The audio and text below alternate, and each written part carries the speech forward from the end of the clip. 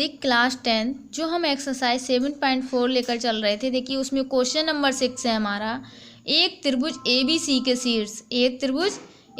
के शीर्ष हमें दिए हैं। ए के है 4,6, बी के हैं 1,5 और सी के हैं 7,2।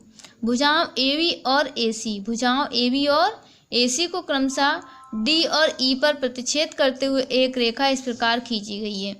D और E पर प्रतिच्छेद करते हुए एक रेखा इस प्रकार खींची गई है। देखिए हम चित्र दिखाते हैं आपके लिए।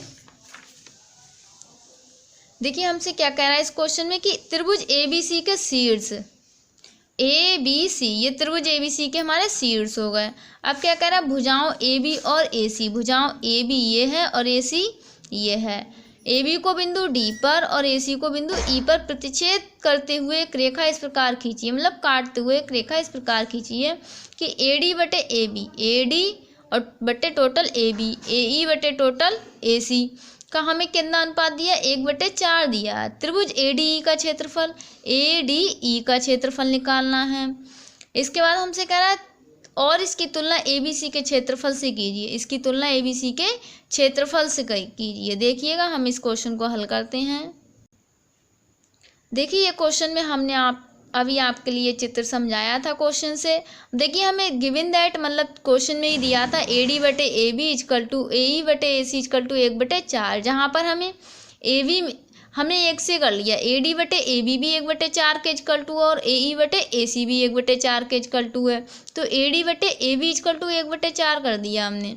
अब देखिए AB हमारा किसका योग होगा, ये 2 भागों में डिवाइड है, AD plus BD, AB equal to आएगा, वो हमने AB की जगह पे रख के तिरछी मल्टीप्लाई कर ली है।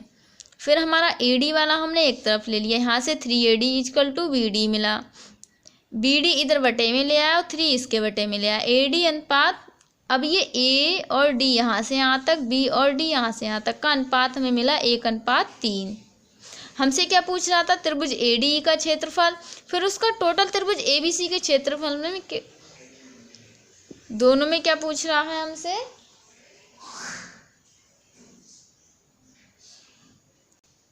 क्या करवा था, तुलना करवा रहा था। अब देखिए बिंदु D के निर्देशांक निकालेंगे हम, अनुपात कितना आएगा हमारा 1:3। D किसका था, AB का मध्य बिंदु बन रहा था। देखिएगा हम चित्र में दिखा रहे हैं आपके लिए,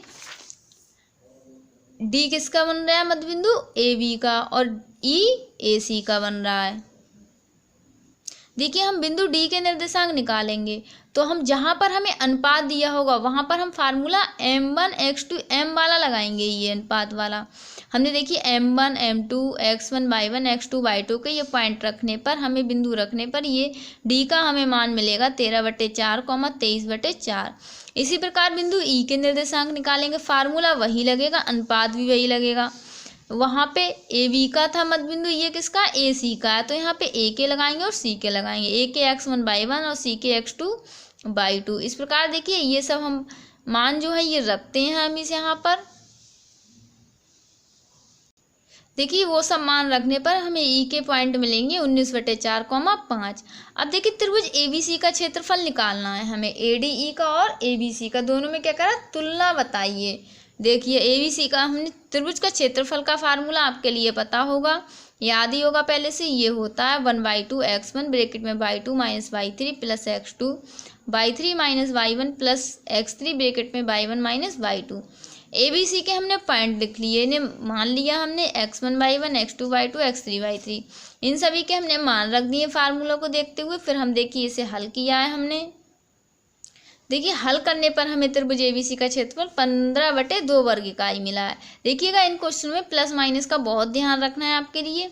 अब हम ADE का क्षेत्रफल निकालते हैं। A के पॉइंट ये है, D के ये और E के ये, इन्हें हमने x1 y1 x2 y2 x3 y3 मान लिए, क्षेत्रफल वही रहेगा। देखिए इसके भी सब पॉइंट हम रखते हैं यहाँ पर।